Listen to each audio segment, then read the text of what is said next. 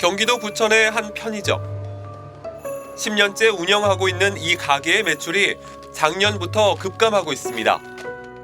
아르바이트생을 8명에서 6명으로 줄이고 점주가 그 자리를 메꿉니다. 보통 하루에 7시간, 8시간 정도 근무했었는데 이제 10시간, 11시간 이상씩 이제 근무를 하게 되는 거죠. 물가가 급등하면서 손님들의 소비가 눈에 띄게 줄었다고 합니다. 가끔 1, 2만 원 사주면 너무 고맙고 2, 3만 원 2, 3, 4만 원 사시는 분들은 거의 없고, 음료수 같은 경우도 뭐 포카리 스웨트를 난 좋아해, 난 그걸 먹어. 그럼 그거를 이제 좋아하시는 분들이 어느 순간 그걸 안 드시고 뭐 원 플러스 원 행사 같은 거, 그런 거를 이제 찾아 드시는 거죠. 내가 좋아하는 것보다는 좀 더 싼 거를 먹겠다라고 하는 거잖아요. 그런 기호의 변경이 실제로 많이 느껴져요. 소비자들이 지출을 줄이면서 소비 시장은 뚜렷하게 양극화하고 있습니다. 점심시간 직장인들로 붐비는 서울 강남의 한 커피 전문점. 아이스 아메리카노는 한 잔에 2,000원입니다.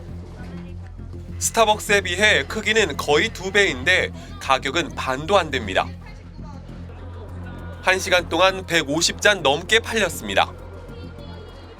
스타벅스나 이런 데 많이 이용하긴 했었는데 아무래도 회사 생활을 하다 보니까 비용적으로 좀 부담이 많이 돼서 그래서 좀 저가 커피를 찾게 됐어요. 한 잔에 1,000원에서 2,000원 하는 메가나 컴포즈 커피 같은 저가 브랜드들이 공격적으로 점포를 늘리고 있습니다. 한 잔에 3,000원 정도 하는 중가 브랜드인 매장수 국내 1위 이디야 커피를 위협하고 있습니다.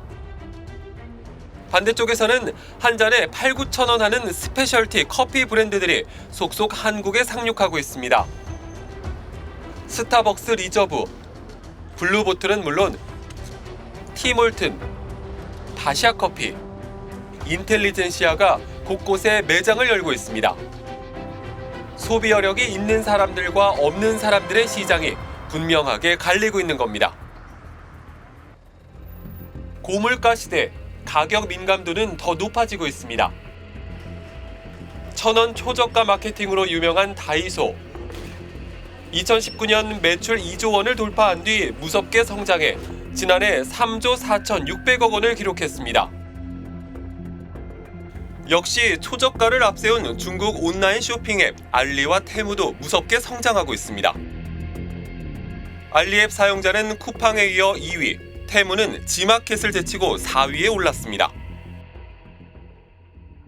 반대편에서는 초고가 사치품 시장도 화랑입니다. 한 대 200만 원에서 300만 원 하는 고가 유모차가 1년 사이 매출이 25% 늘었습니다.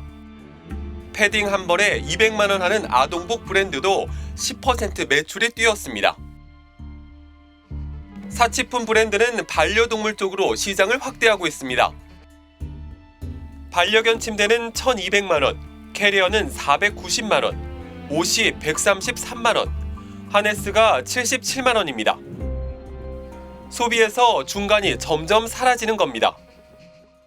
백화점에서 일하시는 분들 고용은 좀 늘 수는 있는데 그것이 경제 전반으로 확산되는 데는 한계가 있을 수밖에 없는 것이죠. 경제가 많이 이제 단절이 돼 있고 양극화돼 있고 하기 때문에 지금 낙수 효과라는 게 지금 일어나는 통로가 굉장히 좀 제한이 돼 있거든요.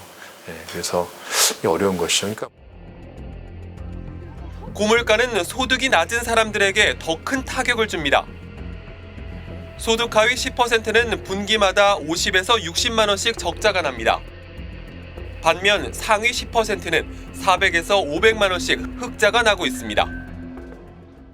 1분위 소득자들의 가계 수지를 보게 되면 적자인 상태입니다. 그러니까 그만큼 적자인 상태라는 것은 그만큼 어쨌든 소득보다는 지출이 많을 수밖에 없는. 근데 지출을 줄여야 되는데 지출을 줄일 여지가 별로 없다는 거죠. 그러니까 이제 그 생활 필수적인 비중이 크거든요. 이런 양극화는 아파트 같은 자산 시장에서도 일어나고 있습니다. 서울 도봉구의 한 아파트. 2022년 11억 원까지 치솟았던 84제곱미터 아파트의 실거래가가 7억 원대까지 떨어졌습니다. 하지만 정반대인 곳도 있습니다. 한남동 나인원 206제곱미터는 2달 전 99억 원에 거래됐습니다. 3년 전보다 오히려 40% 넘게 올랐습니다. 길 건너 한남더일 235제곱미터 아파트도 95억 5천만 원으로 신고가를 찍었습니다. 부자들은 물가가 아무리 올라도 타격받지 않습니다. 하지만 중산층과 저소득층은 직접 타격을 받습니다. 더 큰 문제는 자산에 양극화입니다. 그러니까 코로나가 오고 나서 집값이 뛰기 시작했거든요. 그러니까 집값을 뛰기 시작하니까 그 집을 갖고 있는 사람은 자산이 많아졌을 거고 집을 가지고 있지 않은 사람은 자산이 떨어졌을 겁니다. 그래서 코로나 당시에도 보면은 백화점의 매출액은 늘었거든요. 반면에 마트의 매출액은 오히려 줄었습니다. 그러니까 소비의 양극화가 자산에 의해서 발생했다는 거죠. 벌어진 자산 격차. 이제 소비 시장까지 양쪽으로 쪼개지고 있습니다. 700만 자영업자들은 몰락하고 있습니다. 1980년대 이후 한국 사회를 지탱해온 중산층. 그 두텁던 중산층의 위기는 한국 경제 그리고 한국 민주주의의 위기이기도 합니다.